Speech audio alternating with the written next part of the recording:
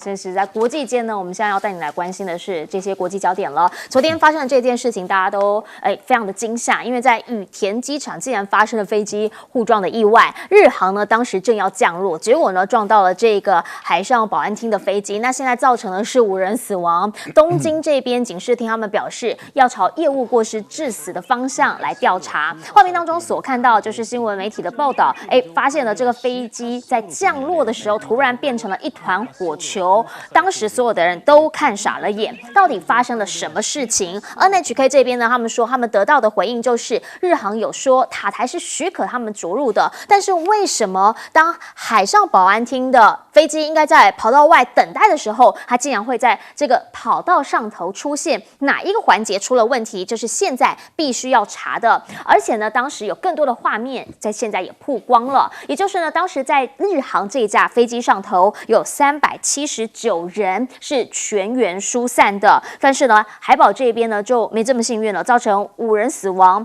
，1人受伤。而这位机长呢，则是有这个虽然是身负重伤，但是呢，仍旧命是有救回来的。您所看到的是在当时日航里面的飞机画面，所有的人呢都紧遵着空姐的指示，所以呢，他们也说了，在这一次日航的危机处理还是蛮受控的，因为呢，能够带着所有的人生还逃出飞机，只是才地震2天而已，怎么就发生了这样的一个意外？网友开始在说日本怎么了？至于呢，在羽田的事故之后，岸田呢，他们也直接的讲说，当时这一架海保厅的飞机，它是准备要去灾区来救灾的。大家担心的是，对于能登半岛灾区的货物运输会不会有影响？他表示是不会有影响。目前这些救灾都还在持续进行当中，只是能登半岛这边有人说了，基本上呢，这里也算是一个蛮重大的机械以及晶片聚落。现在知道的是，在加贺的东芝晶片厂已经宣布暂停这个停产。那去年呢，他们现在在4月才刚刚新建的12寸的晶圆产线，本来今年春天完工就要投入营运，现在呢，这一切都必须要先等所有的灾后救援完善之后，才能够全部来复苏。那么在调研这边就预估了，因为现在呢仍旧是他们当地的一个淡季啦，那所以在整个产线的淡季上面，会不会对于整个产能造成影响？这个影响应该在可控范围之内。好，但是呢，在这一次的地震当中，也出现了领土争议，主要原因就是因为地震，大家担心会有海啸嘛，所以呢就会有长震海啸警报，结果这个警报区呢划入了南韩独岛，这个就是他们日韩之间的岛屿争议。那南韩这边赶紧先提出了抗议，但是南韩境内有他们自己的政治议题必须要解决，政治议题也是社会议题，因为最大在野党领袖李在明在被民众给刺伤之后，目前已经先转入了重症病房，这个凶嫌也已经坦诚他是蓄意攻击，而且呢研判他可能已经追踪李在明一段时间了。那大家就开始在讲，为什么李在明旁边有50位警察包围着他，仍旧会遇袭呢？大家就讲，第一就是这个凶嫌他扮成支持者，第二，很有可能是因为这一些员警在这边只负责维持秩序而已，才会导致这个突袭真的被他给得逞。到底现在日韩双方他们的这一些政治以及社会民生所遭遇到的问题，怎么样来解读？请教亮哥，特别是现在大家很关心的羽田机场的这一起飞安意外。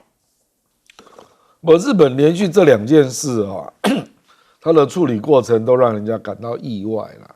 第一个就是地震啊，那石川那个县的知事当晚竟然人不住在石川呐，那后来有人去查，说他事实上是经常不住在当地，那既然是知事啊，就是县长了这有点匪夷所思啦因为地震发生的时候，那个知事是在 X 上面发一个 Twitter 然后请求日本相关单位赶快就投入援助结果那天第一天投入的自卫队只有1000人，这其实是少到有点不可思议的程度了那说后备有7800人，可是第一天投入就只有1000人那个时候温度大概是2度其实也蛮冷的啦。是，所以一开始大家就觉得，奇怪，就只听到说活埋嘛，是，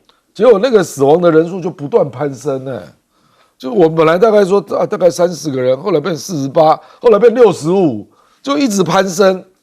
然后甚至有人说，现在在现场的救助都觉得有一些人还觉得得不到相应的帮助啊。那这个人家当然会去对比那个甘肃的救灾嘛，甘肃那是多冷啊，那是零下15度所以我是觉得人家当然，因为中国大陆那个甘肃的地震刚发生嘛，而且天气比日本还冷啊。那我甚至还看到第一天人家就搭了各种帐篷，然后还用无人机做夜间照明，很多啦。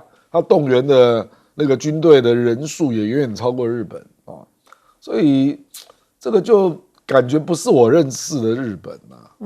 那第二天就更离谱了啦，那个海上保安厅那个小飞机竟然会被大飞机撞上，这个简直是不可思议啊！就是他要进入机场，怎么会不知道小飞机在那里呢？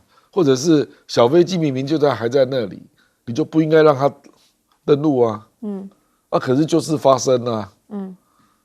所以这个我看还是不幸中的万幸啊，就是那个大的那个空巴上面的人，刚好那个机腹下面可以迅速让他们离开那个现场啊。不然不知道会有多少人伤亡是可是那个小飞机那么大的飞机撞到，当然就没有办法了。就造成了好像有5死嘛，然后另外那个机长也是重伤。是这个完全难以理解了，就是以日本这种航管是一个很精密的管理的程序，日本怎么会出这种问题啦？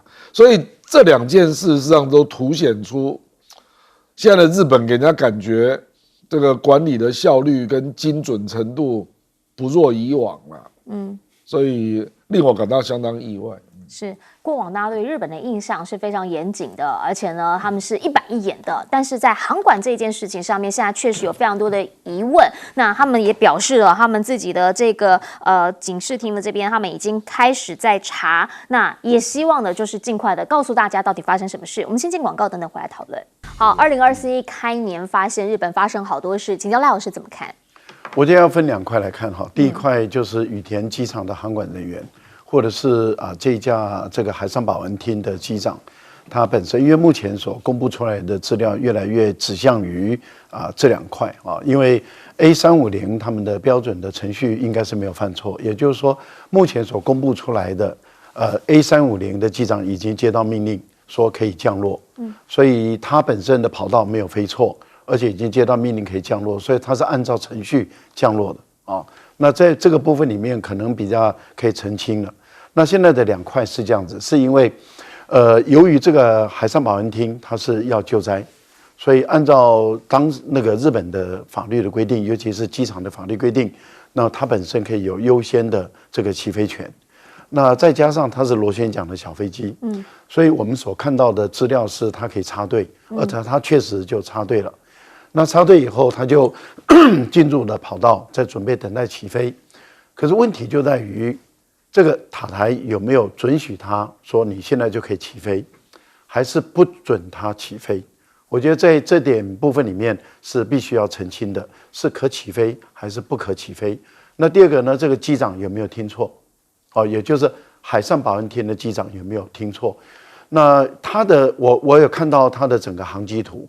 事实上，它已经左转进来了，再左转就要起飞线了。一般来讲，你在等待下降的时候是不会先左转的。我们一般，例如说我们常常搭飞机的，我们都知道，它在起飞线的时候是平行的，等到它降落以后，它才会左转，再左转进入跑道起飞嘛，因为这避免这个飞机本身产生的这样的一个擦撞。所以我觉得在这个部分里面是不难查清楚，因为都有这个记录器。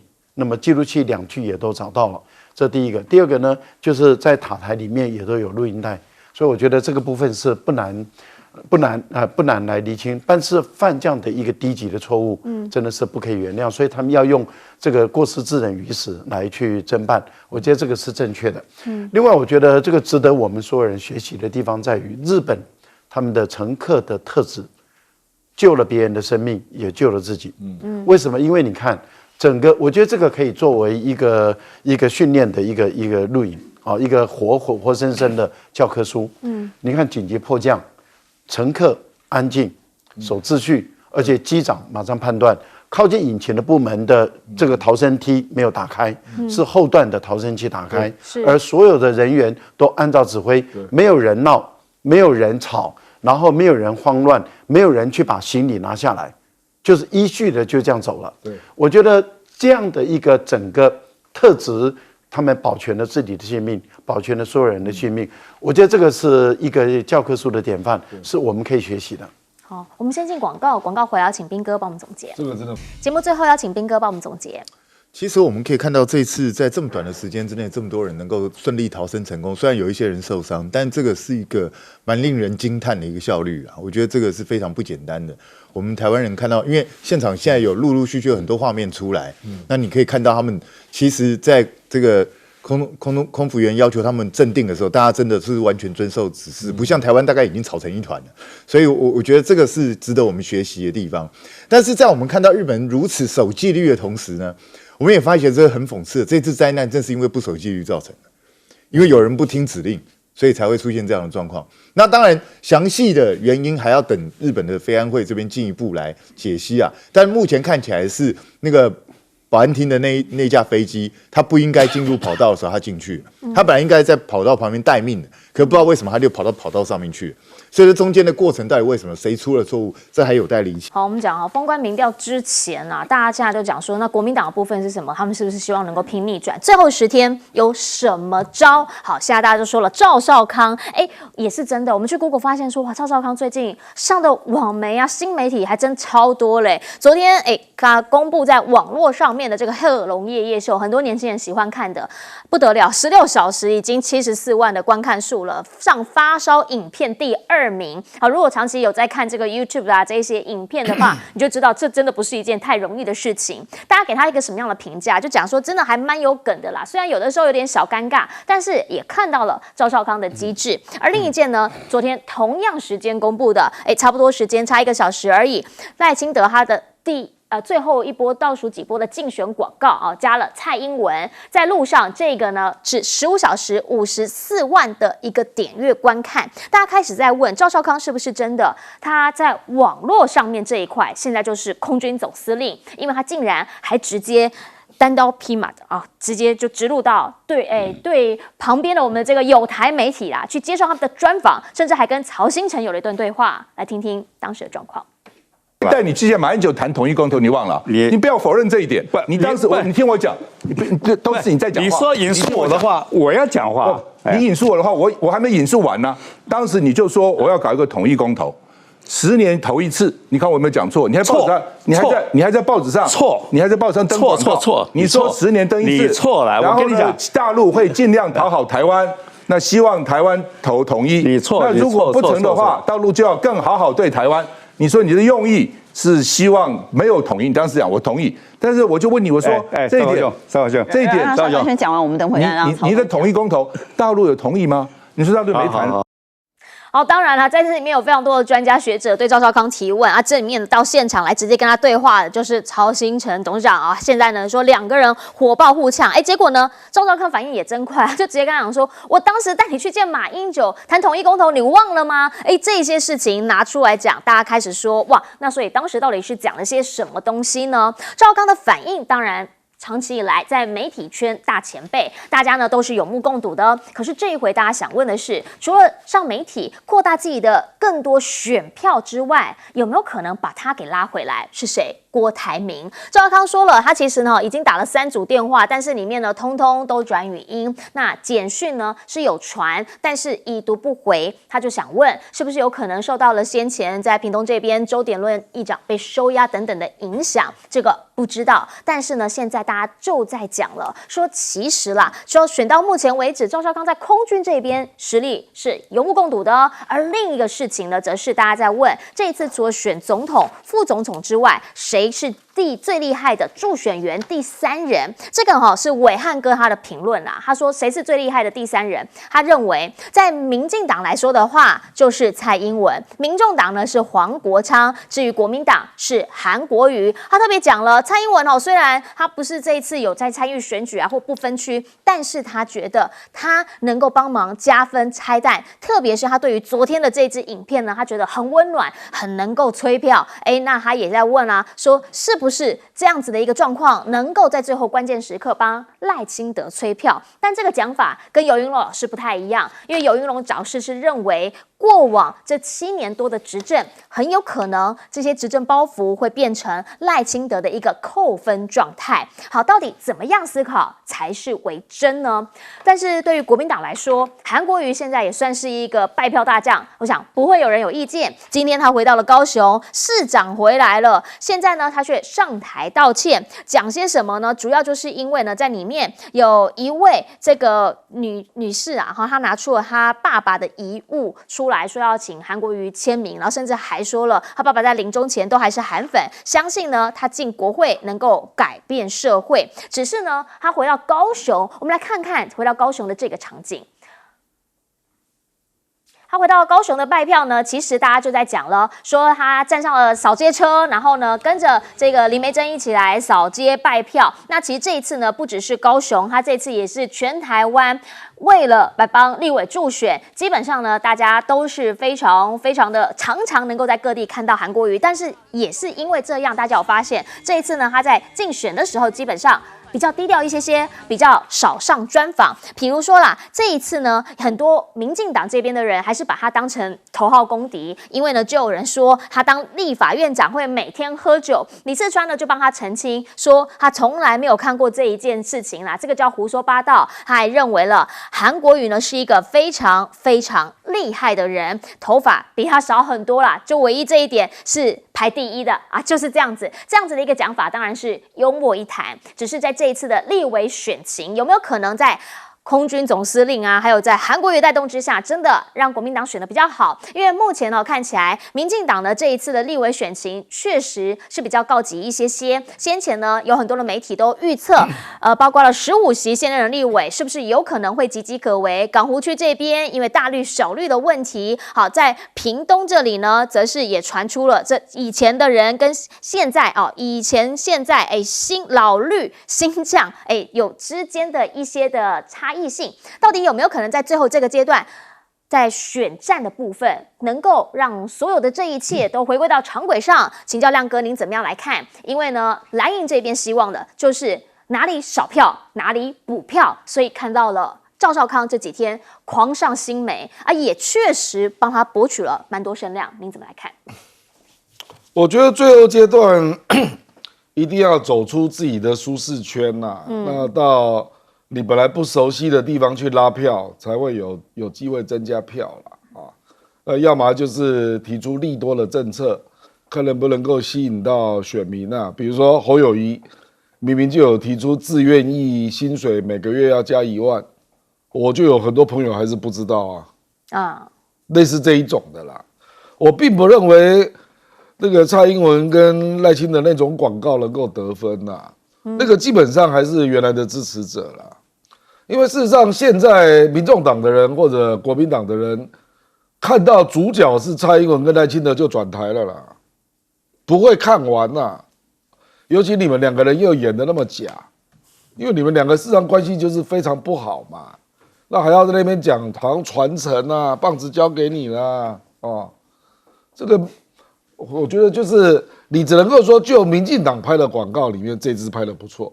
OK 事实上，那个新潮流在超文宣盘，它本来就有一定的水平可是我们现在是在讲说，你能不能得分，是能不能得到额外的票，加分。那我认为执政党不敢去凸显自己的政绩，让政绩来感动选民，那就是很难得分就是比如说8年来你生活有变好吗？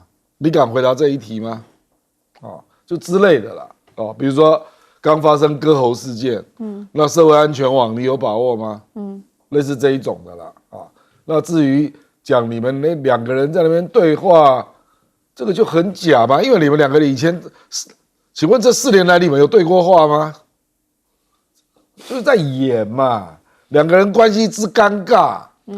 赖清德本来还要背刺你要选总统然后最后不得不凑合成一组人选，那让蔡英文还对陈建仁只当了1任副总统感到不好意思。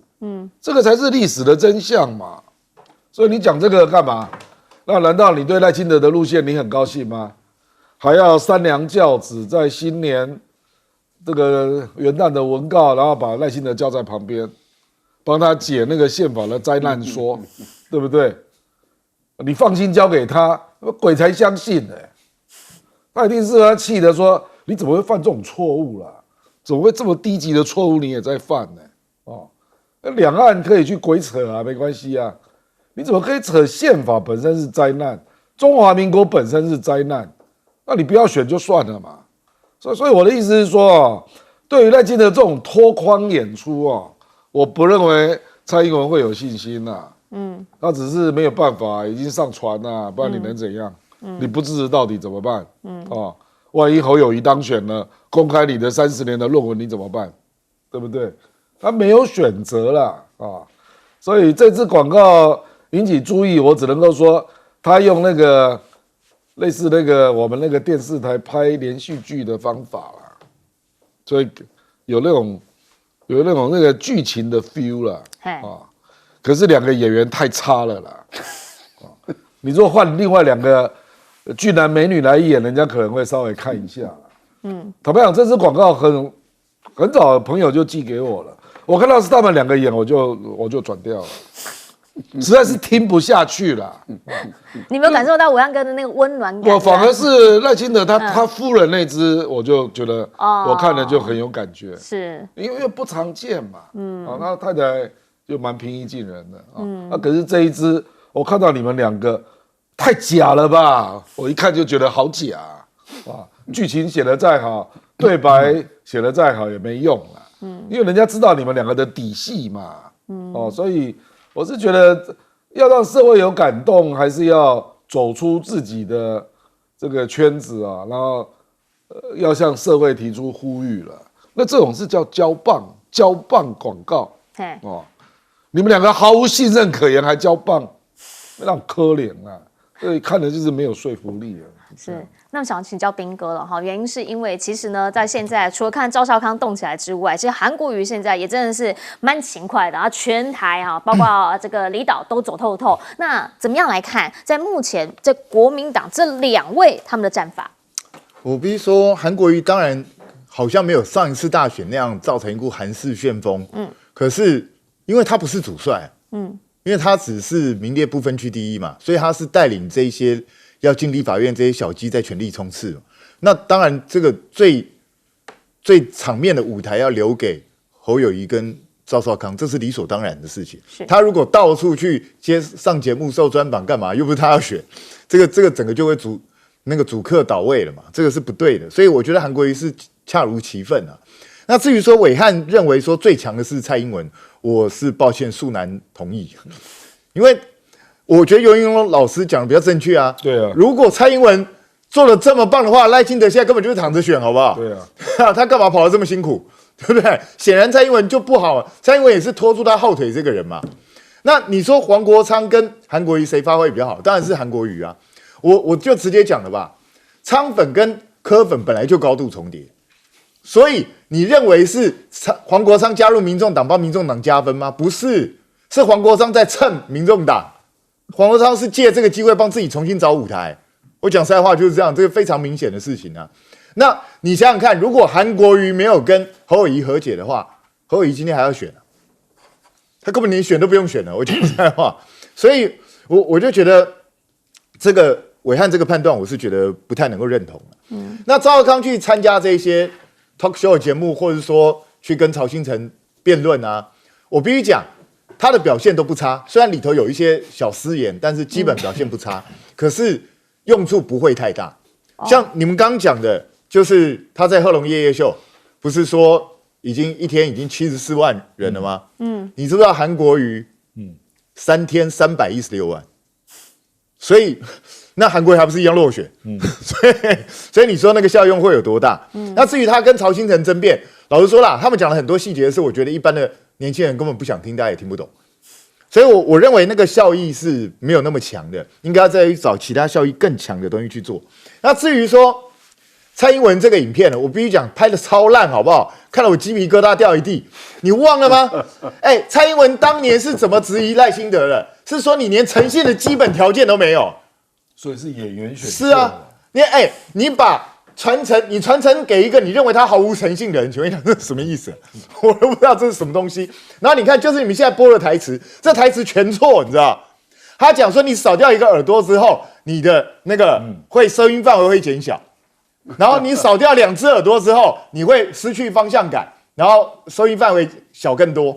你在胡说什么？少掉2只耳朵，你就什么也听不见了啦。什么声音的方向性？少掉1只耳朵，你会失去方向性，因为我们是靠2只耳朵的时间差。对啊，你少掉2只耳朵，你还听得见声音，你有第3只耳朵，所以这根本这个台词本身还错。赖清德自己是医生，还没有发现这种错误，这根本是蠢到极点的广告。请教赖老师怎么看？当然，因为赖清德跟蔡英文的不合，这个举世皆知啊。其实台湾的民众，不管是蓝的绿的。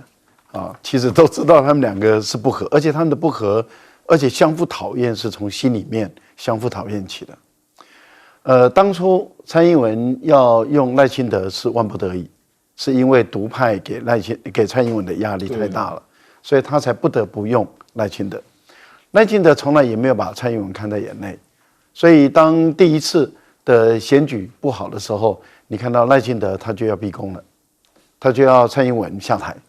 也就是说，第一次的选举的情况下的时候，你看这个蔡英文他就遭受到这个赖清德强烈的质疑，也就是县市长选举失败的时候，那就代表什么？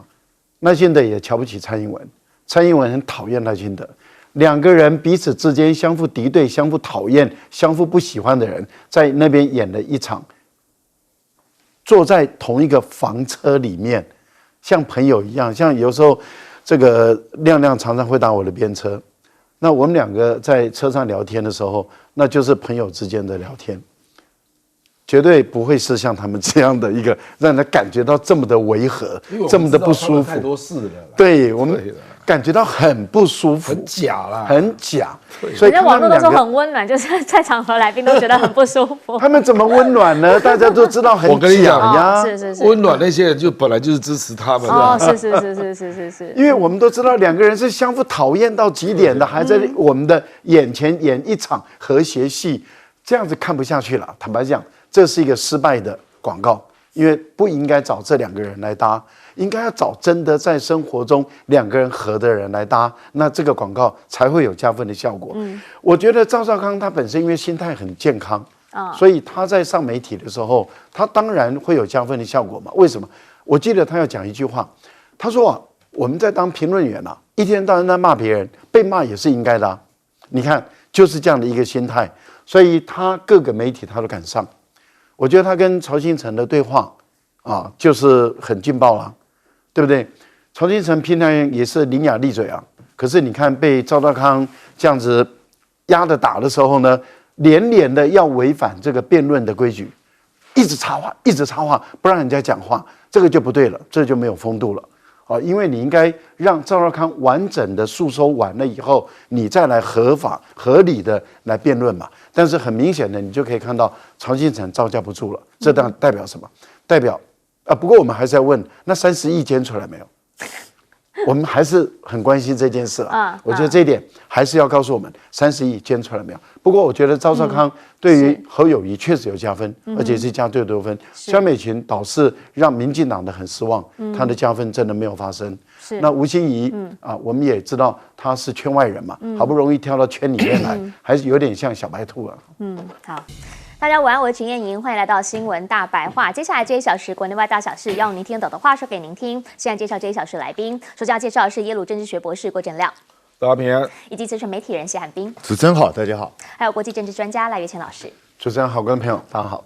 一开始要先带你来看到的是选前10天了哈，非常非常快，1月13号就要投票了。到底在最后这一个阶段，什么有可能影响到选情？帮您整理一下最近的一个比较爆的事件，包括了昨天晚上，突然罗致政跳出来，现任要竞选连任，结果现在呢说疑似有私密的影片外流，他赶紧出来说那个不是我，还在昨天晚上11点的时候深夜。去调查局这边来报案做笔录。目前呢，新北市调处表示，影片分析1天就可以辨真伪。那他们预计今天要开始来做后续侦办。另一件事情，大家也想知道真的假的？这是国民党呢，他们现在踢爆了，说有高端董事会的录音档内容，里面呢3段影音，大家都在问，到底包括了真实性啊，包括说那个价钱啊，里面还讨论说是多少钱，他们可以赚多少钱等等等，这一些。应该要给大家一个交代，所以国民党的他们提议1月5号要开临时会，要陈建仁来说清楚、讲明白。而另一件事情则是赖清德说自己的口误，中华民国灾难说，到底后续还会不会持续的再发酵？其实现在呢，除了这些议题之外，两岸议题很有可能是在最后阶段，彼此之间攻讦非常重要的一个焦点，因为现在呢，赖清德直接就呛侯友宜说不能让中国支持人当选，不然就跟选特首一样。那柯文哲这边呢，则是左右开弓了。一下呢，他先呛赖清德说：“你在辩论会上问我。”两岸一家亲，户长是谁啊？那我就问你啊，你不讲兄弟之邦吗？啊，谁是兄谁是弟啊？你怎么不讲清楚？然后呢，还直接讲，哎呀，我跟你讲，你讲这样可能蔡英文会气到不想跟你讲话。AIT 有没有打电话给你啊？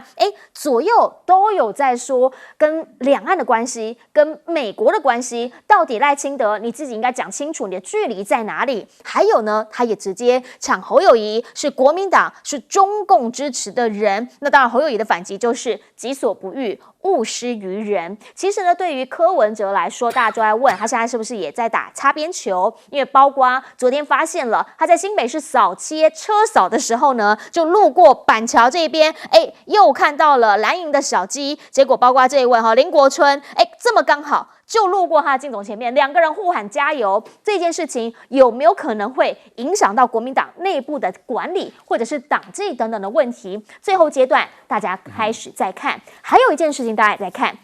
过往选举，民进党叫做南票北补，也就是说南部赢得够多，北部呢输的就可以补回来。但现在传出了说他台南本命区的气势是不是真的不如以往？因为请出了这一位老主委林国维出来帮忙护盘。好，大家开始在讲说呢，是不是因为地方的在拜票的时候感觉到那个谁？那个气势不太够，不太一样。大家问到了林国维，他的讲法是什么？他说：“确实啦，这次的选举谁有看亮啦。然后呢，预估投票率这件事情，他们觉得地方上头抓的比较不稳。”而且呢，当然了，在台南这个地方，先前的一些光电啊、黑金的争议啊，或者是议长涉贪等等的议题，大家开始在地方上头会有耳语。而另一件事情呢，则是现在是不是真的地方上的派系，也不是真的都瞧得这么样的稳。现在那个赖清德说要请老主委出来帮忙整合，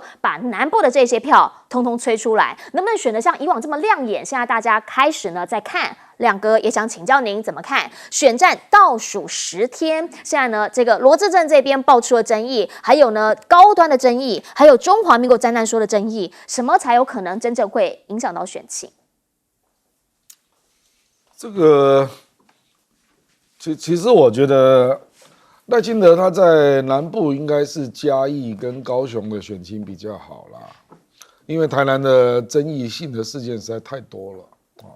而且上次谢龙介就已经选到43-48了，对所以我认为啦，这个还是跟那个候选人有关啦，比如说苏清泉在屏东上次也选得不错嘛，那目前就是他们在负责顾盘嘛，所以我是觉得，比如说嘉义翁章还有陈其迈高雄，他们两个应该可以抄得比较好，这个就是相对市长的强度啦。是可是相对于比如说周春米啦、屏东，然后相对于的黄伟哲台南，那力道就比较弱了，力道就比较弱。那因为赖清德这一次这个没有办法，因为是沙卡鲁嘛，所以他的民调，反正他的实力就是大概就在这里，大概就是40%左右。是，那40%左右，立委不会当选啊。立委大部分都是 PK 盘啊，单一选区嘛。对，所以这里就是尴尬之所在啦。因为像蔡英文在2次的总统大选，蔡英文事实上到这个时间点啊，都已经接近50了。他的民调啦，比如47啊、50，甚至我还看过52了啊。所以当然蔡英文大家都乐于你来站台啊，就是那个谁有起来这样，就是他群尾效应给你扫起来，你就上去了嘛。因为你这个时候大概多个2%，大概就非常有机会当选了。因为坦白讲，差距都不大了。可是赖清德没有这个效应，那赖清德没有这个效应，完全可以理解嘛，就是因为赖清德也是柯 P 的对手啊。可是对当地的立委来讲，他的对手是国民党啊，可是他也不能得罪柯 P 啊。可是赖清德来，柯粉也会不太高兴啊，因为柯 P 在选嘛，所以我觉得，所以今年为什么，实际上这也不是只有各地立委的感受啦，实际上连总统府都曾经有人写过这样的文章，说小英就觉得奇怪，为什么那个赖清德的群众魅力不如预期？事实上不是不如预期了，而是这个沙卡路啊。把赖清德的盘已经拉到40%左右了。小英碰到的盘虽然也是3个人在选啊，可是另外一个是宋楚瑜啊，宋楚瑜跟柯 P 怎么比，对不对？所以我觉得今年的盘真的是不一样。就赖清德，我觉得最后民进党的立委可能没有办法寄望他太多了，要寄望自己了。就是那寄望自己要得分，我坦白讲啦，赖清德如果未来因为是萨卡鲁嘛，他只是去打什么中国介选啦、抗中保台啦，这种议题对立委没有用啊，因为立委是1对1嘛，他要争50%嘛，他现在要争的是未表态的要出来投票啦，或者是中间选民对他有没有好感啦，或者是柯文哲的票会不会有一些流过来啦，大概是属于这一类的。那这一类赖清德都帮不上忙。简单讲就是说，赖清德跟立委的选举的策略会不一样嘛。是，就赖清德就想说，我就巩固啊，冲到42到45之间，我大概就当选了。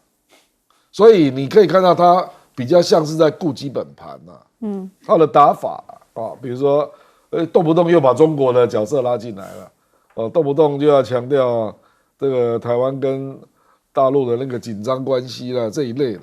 可是这个立委讲没有用对他当选没有帮助了，是没有帮助了。所以我觉得也因为这样，所以民进党今年立委会选得相当不好。因为他几乎找不到别的议题嘛。你如果执政政绩没有那么彰显，你立委怎么得分？那打来打去又回到你的基本盘，又在打抗中保台啊、中国介选啊。这个我认为对立委没什么用。是好，可是现在呢，确实到最后阶段，我们发现他又开始在讲啊，不然是要像选特首一样吗？可是请教彬哥，因为我们也发现了，虽然说柯 P 打蓝打绿，但是好像打绿这边力道总是重一点点。比如他就会直接酸他，那两岸你说兄弟之邦，谁是兄啊，谁是弟啊？比如说 AIT 有没有打电话给你啊？他都是这种很酸、很直接的，好像那个打法。打的好像我跟你在很多政策上面，我可能比你还要来得铁，你怎么看？他现在就是抓住赖清德的中华民国是灾难这个私言，在一直攻击。那他希望创造一种效果是什么？就是美国比较信任我，还不信任你。他想要创造这样的一个效果嘛？那实际上他是真的去直接在节目上讲说 AIT 直接打电话给他的，所以等于他就借这个去强调嘛。但是我必须说，他说兄弟之邦这个东西，主要还是在回应赖清德的两岸一家亲，谁是护长的问题。我是觉得那个提问真的是我觉得很 low 的东西，怎么赖清德还引用？我觉得很好笑。这个什么时代你还在讲护长这种奇怪的观念？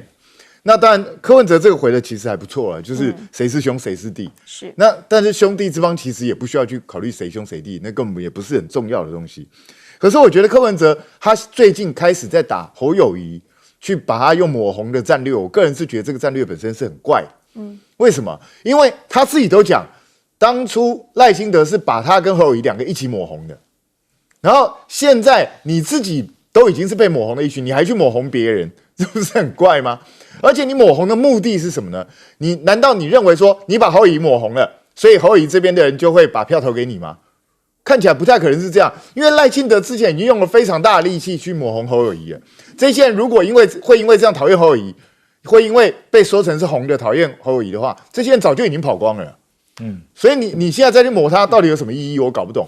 那如果你认为说这样抹的话，就可以去拉赖清德那边的小绿的票、浅绿的票，我认为不太可能啊。因为当你在不断的去强调侯友宜是红的时候，那谁最能对抗红的？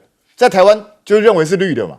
因为绿的就一直喊抗中保台嘛，那如果他真的担心侯友宜会选上，那他会去支持赖清德啊，对不对？所以我觉得柯文哲这个战法本身是蛮吊诡的，我不知道他这样打的意义到底何在，看起来对他自己的选票不会有帮助的。那你看到林国春，看到柯 P 的车队来跟他挥手，很正常啊，因为那一群民众党没有人跟他竞争啊，那他要打败张宏陆。就是希望能够拉到民众党的票啊，所以只要让民众党人觉得说，他也是我们一伙的，这样不是很好吗？对不对？所以他会做这个挥手，我不认为国民党会对他做什么处分啊，这也没什么，因为就是一个拉票的一个动作嘛。那至于说民进党现在在台南本命区看起来真的情况不如他们之前预期的这么好，大家记不记得林俊宪之前说要拿超过60%，亮哥之前就说根本不可能会发生这种事，对啊，是啊，那。现在呢，我听说啦，他们认为能够保5就偷笑。实际上我觉得5成恐怕都非常困难。台南呢？对，台南。因为说真的，这是沙卡都3个人在选。对啊，沙卡都他如果在台南，我直接讲哈，赖清德如果在台南能够拿，我们不能预估整个实际的票数啊，因为我们最后选前10天，对，还是要先提醒一下来宾，是。没有，我没有要讲民调啊，我只是说他如果能够达到他所预估的这样子，他一定当选，100%。你知道100%当选，因为他如果在这个地方都可以站得这么漂亮，他在其他地方也不会太差，是对啊，所以我觉得他们现在当然很紧张，希望能够把差距拉开嘛，因为差距拉得越开，当然越稳嘛。可是问题是现在看起来，除非发生什么重大的变故，不然沙卡是非常难拉得开的。不管是这个罗志正的事件，因为罗志正的事件不太容易影响到赖清德了。讲实在话，大概就是罗志正自己这边，而且罗志正的东西如果没有新的东西出来的话，大概这2天也就烧完了，因为他否认到底啊，然后他们全部把他推给是中国大陆介选了，我真的不知道这种东西跟中国大陆介选到底关联是什么，但民进党就这样讲啊，那我相信他的支持者会相信，所以这个对他们本身的基本盘的伤害其实不大，讲实在话，所以你选战到最后阶段还要出现什么重大发展，要么就是因为现在网络上有7段影片是罗志正嘛，有没有第8段、第9段、第10段？新的对，如果有新的东西出来，就可能会产生一些效果。那或者是说其他的一些爆料啊，包括高端的事情，是不是会持续发酵？老实讲，我不认为1月5号那个临时会开的成啊，民党一定是挡到底的，他绝不可能让你去开嘛。对啊，所以在这种状况下，在野党能不能够找到一个新的爆点，我觉得就是最后影响选情的关键。是，请教赖老师。先谈罗志正啊，罗志正的辨真伪不难，从生理特征可以辨真伪，面孔是很容易 AI 的啊，但是生理上就比较不容易了，因为我们不容易让我们的身体让其他人看到，所以要辨真伪的话，那罗志正自己到检调单位说，我愿意让你去看啊，然后我的身体的特征，然后再辨识影片的特征，这样就可以辨出真伪，这不难啊，所以真的是1天就可以做还是不做？哦，那如果是为真，就是影片没有造假，是真的话，跟赖清德还是有关。为什么？因为赖清德是民进党的党主席。那你要不要开刀？要不要让罗志正不要选了？那罗志正如果不选的话，那我们就恭喜啊，另外一位他的对手啊，这个他是上天掉下来的礼物，他就是捡到了一个礼物啊。那这个我们就恭喜他。但是对民进党来讲就有重创了哦，因为少了一席。这个立委，那如果说他继续选，那赖清德，你们真的是粉红党好，就被证实是粉红党，所以我倒真的是建议罗志正赶快到检调单位去直接证清白。我觉得这真的是不难的一件事情。高端的问题如果不重要的话，那这个赖清德不会在辩论这么重要的一个场合说愿意公开资料，但愿意公开资料就不要再找理由，也就是说承建人就不要再找理由，而且要公开就一次要透明化到底，所有的资料全部公开。也就是说，从开始决策讨论到最后采购定案等等，全部都公开。我觉得把整个决策过程的档案资料全部公开，这个才能够让人家知道有没有在操作股票，有没有在操作这一家公司，有没有在图利这些绿营的人士。我觉得一致公开透明。坦白说，就是因为它很重要，所以赖清德才要在辩论中说愿意公开，但是要做就要有诚意，最好要让所有的媒体有时间去检证。我觉得这一点，如果民进党或者承建人或者任何一个人，那么他们去挡这个高端案的所有的决策过程，不让它公开的话，这代表心里有鬼，此地无银300两。那也就证实了坊间的传言。